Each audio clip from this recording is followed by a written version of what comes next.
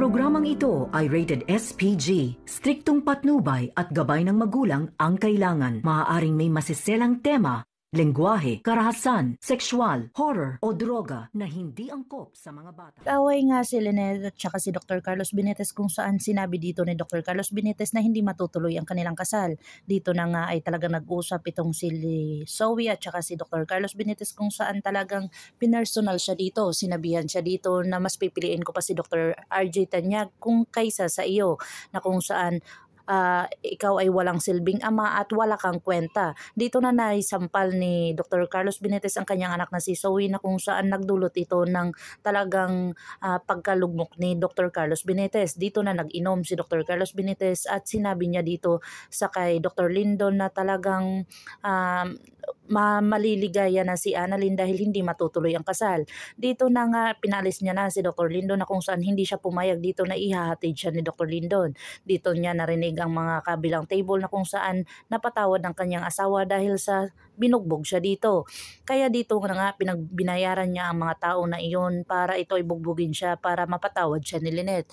Dito na talagang gumawa siya ng paraan para maging okay na sila ni Lynette, at nung time na pinatawad na siya ni Lynette ay nagsimula na silang mag-food tasting.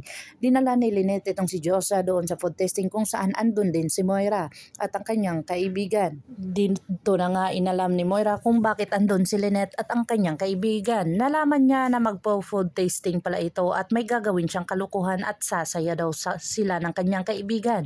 Takot na takot ang kanyang kaibigan, baka gagawa na naman si Moira ng kaguluhan. Dito na nga ay nagkaroon nga ng kaguluhan na kung saan talagang nagpa-deliver itong si Moira na malansang pusit na kung saan hindi ito luto. Dito na talagang nagpakita si Moira kay Lynette na kung saan dito na sila nagkasagutan at lalong-lalo na dito na binuhos ni Lynette sa kanya ang pusit na kung saan ito ang nagbabagay talaga sa kanya. Agad-agad naman itong sinabunutan ni Moira itong si Lynette kung saan naabutan siya ni Dr. Carlos Benitez.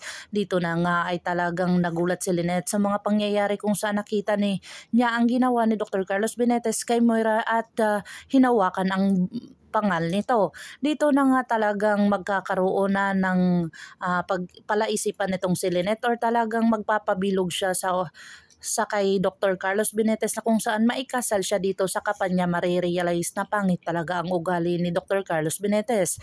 Abangan natin ang mga susunod pa na episode na ito. Ang abot kamay na pangarap. If you like my story, please like, share, and subscribe para ma-update po kayo sa mga susunod pa. Yun lamang po at maraming salamat.